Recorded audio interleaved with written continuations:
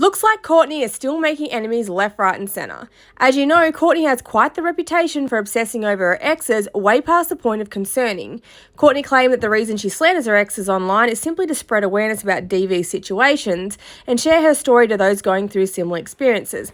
The only problem is she has also proven to be the guilty party time and time again, usually justifying her actions by saying it was reactive abuse. And while her exes try their best to peacefully move on, she drags them through the dirt all over social media because she can't come to terms with being dumped and them being unfazed by removing her from their lives. Usually when someone ends things with her, she reaches out to all of their exes and tries to compile a list of what they did wrong in previous relationships. And then she uses these stories on her IG lives to make it look like he must be in the wrong because she isn't the first woman he's ever upset.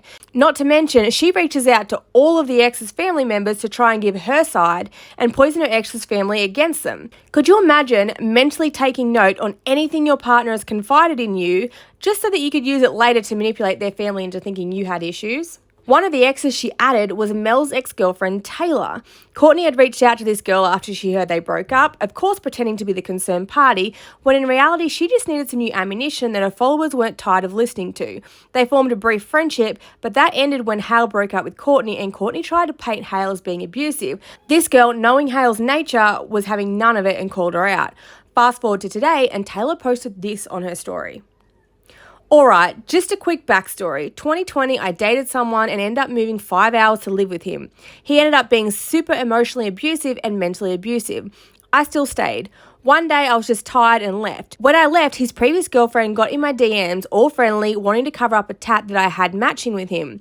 Fast forward a few weeks, we really started talking about him and what she went through, and I realised she was also abused. But what I failed to see was her own truth. She is also an abusive partner, but she hides it behind her fake face that she's the victim. Might I add, she dated him for like a whole year before I was ever in the picture and still has not moved on from it. Kourtney, babe, you need some serious help. The next slide says, you have completely blasted everyone in your life because you simply cannot move on like people do when they are no longer dating someone. But let me get to the real reason me talking about all of this. Recently, you posted something that I said and just tried to make it seem like something else. You want to talk about some shit? You're always trying to get people to be on your side. And if someone shows the slightest bit of sympathy for you, you take whatever they said and use it against them. You're a sick fucking individual. Now, that last part is spot on. We've seen her do this in every single scenario, whether it be her partners, any family member of her ex that's tried to console her.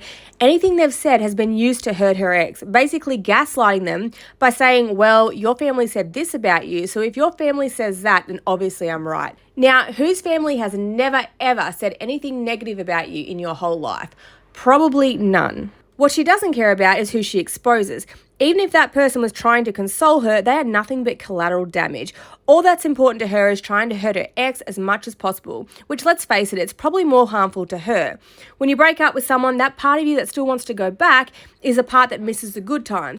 And it's pretty hard to remember the good times when someone is on live or in their stories 24/7 being toxic, reminding you exactly why you broke up with them in the first place. But what is shocking is what Taylor posted next. She showed an inbox between her and Kourtney where she had sent Kourtney a picture of a smashed window. Well, it turns out that Kourtney was actually the one that allegedly organised this. Remember when you had someone try and break into our apartment and smash our window?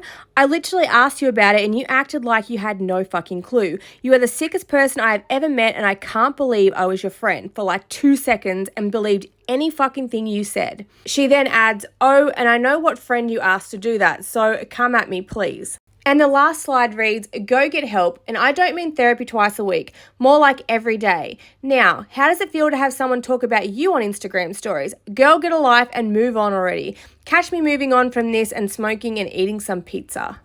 Now, I know we said allegedly, but according to a source very close to Kourtney, she actually admitted to this and even disclosed which friend she asked to do it. And this girl's over here calling the FBI because someone posted truths about her.